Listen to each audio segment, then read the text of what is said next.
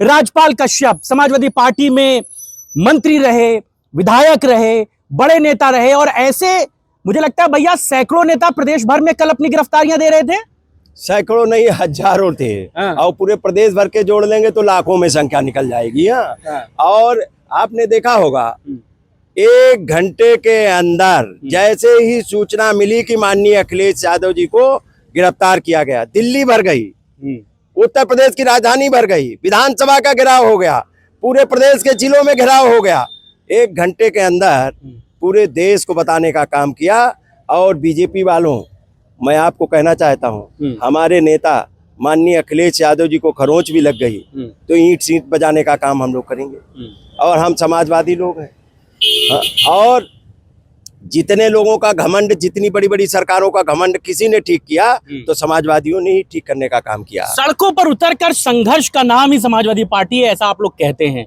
लगातार प्रदर्शन हुए और 2 दिन जो हम लोगों ने देखा, उन बच्चों के साथ पहले दिन डिंपल जी नजर आई, उनके साथ समाजवादी पार्टी के महिला सांसदों की विंग नजर आई, दूसरे दिन डिंपल जी को रेस्ट दिया गया, अखिलेश जी की टीम उतर आई मैदान में।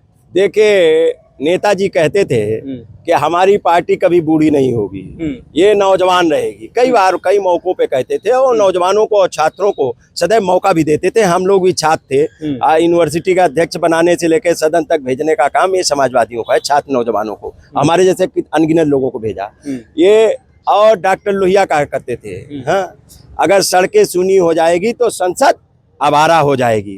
क्योंकि संसद में सुन नहीं रहे, संसद में अनाप शनाप बिल ले आते हैं, सुनवाई होती नहीं, अपना आग अलापते हैं। अगर कोई विरोध करता है तो उसको बाहर कर देते हैं। तो आप सड़क पे उतरे हैं और सड़क पे उतर के बता दिया है कि जन सैलाब दिल्ली में छात्र नौजवानों को पीट रहे, एक परीक्षा तो ठीक से करा नहीं पा रहे, एक विश्वविद्यालय बना नहीं पा रहे। लेकिन जो माननीय नेताजी ने, अखिलेश जी ने और माननीय मोहम्मद आजम साहब ने जो जौहर यूनिवर्सिटी बनाई है, शानदार यूनिवर्सिटी, वैसी यूनिवर्सिटी ये बना नहीं सकते। इनकी हैसियत नहीं है अपने महापुरुष के नाम पे बना दें, लेकिन उसको गिराएंगे, विश्वविद्यालय गिराएंगे, प्राइमरी पाठशालाएं बंद कराएंगे, ये अनपढ़ जाहिल अंधभक्तों की फौज इकट्ठा करेंगे, ये कांवड़ यात्रा पे तो फूल बरसाएंगे। लेकिन अगर नीट की परीक्षा देने वाले का अगर पेपर लीक हो जाएगा, नौकरियों के पेपर लीक हो जाएंगे, वो छात्र अगर दिल्ली चले जाएंगे, लखनऊ में उतरेंगे तो उन पे लाठियां बरसाएंगे। कल मोदी जी ने भी इस पर बोला, उन्होंने कहा कि परीक्षा अगर गड़बड़ हुई तो हमने दोबारा परीक्षा कराई, बच्चों का भविष्य सिक्योर है। सदन से पहले उन्होंने सभी संसदीय दलों के नेताओं के साथ बैठकर इस बात को कहा।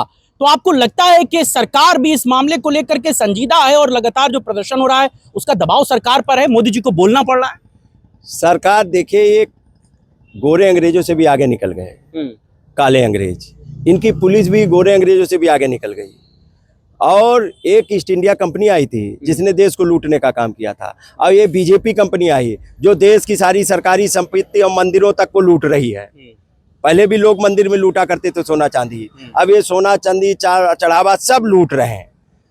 और ये पता है एक ईस्ट इंडिया कंपनी की तरह ये लूट रहे हैं। अच्छा, ये बताइए, ये जो बच्चों का प्रदर्शन हुआ, अब चुनाव सर पे है, आपको लगता है कि ये चीजें चुनाव तक असर करेंगी? राम मंदिर का मुद्दा हो या फिर ये बच्चों से जुड़ा इशू हो, ये आपको 2027 के विधानसभा चुनाव में मौजूदा बीजेपी के खिलाफ एक बड़ा मोर्चा खोलने में मदद करेगी? देखिए, हम लोग चुनाव के लिए नहीं, ये बीजेपी जो चुनौती दे रही है उसका मुकाबला कर रहे हैं। चुनाव के दृष्टिकोण से हम लोग हर काम नहीं करते।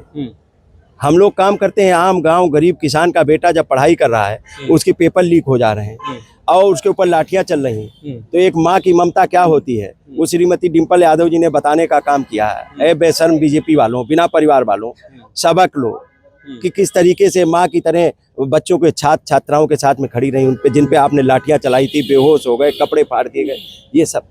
तो ये बेरहम सरकार है और इसका जाना तय है।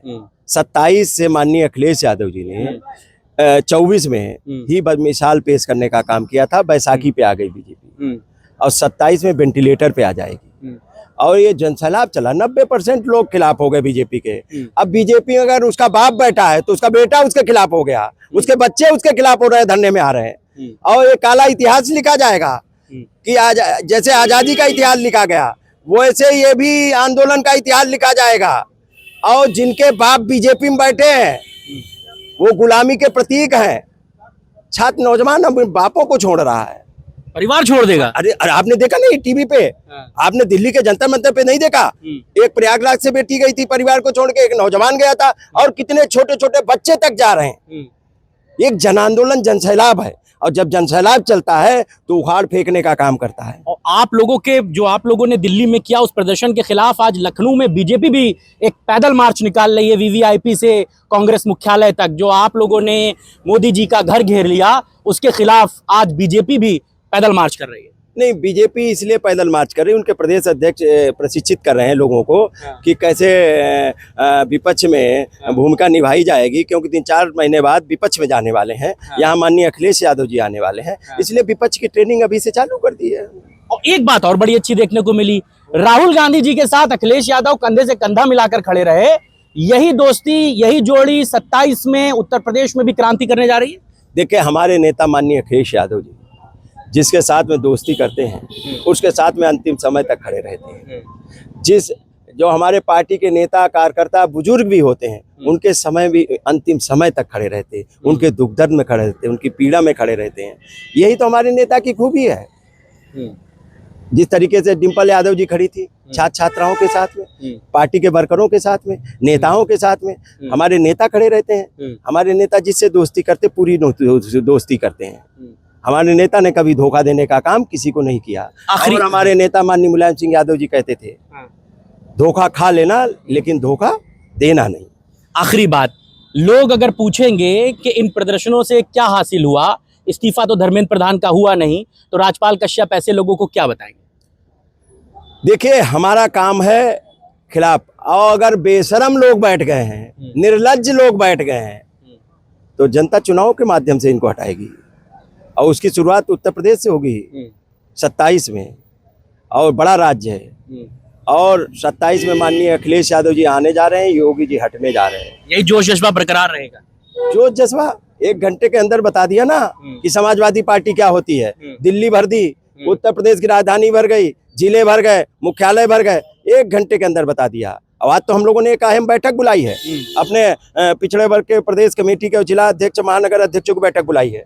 जो इन्होंने आरक्षण में पीटीए के साथ में आरक्षण घोटाले किए हैं और हकमारी की है, उनको बाकायदा कार्यशाला लगा के, उनको बुकलेट देके, जो माननीय अखिलेश यादव जी चबाई बुकलेट देके उसको गाँव-गाँव तक पहुँचाने का काम करेंगे। और पीडीए कार्यशालाएं 75 जिलों में लगा के इनको उखाड़ फेंकने का काम करेंगे। चलिए, बहुत शुक्रिया। राजपाल कश्यप जी हमारे साथ थे और साफ तौर से इस बात को कहते हैं कि अखिलेश यादव के एक इशारे पर समाजवादी पार्टी के कार्यकर्ता वो सब कुछ कर गुजरने को तैयार हैं जिसके लिए पार्टी उनसे उम्मीद करती है। हालांकि ये जोश जज्बा 2027 तक कायम बरकरार रहे, ये भी समाजवादी पार्टी के लिए बहुत जरूरी है। फिलहाल अभी के लिए बस इतना है।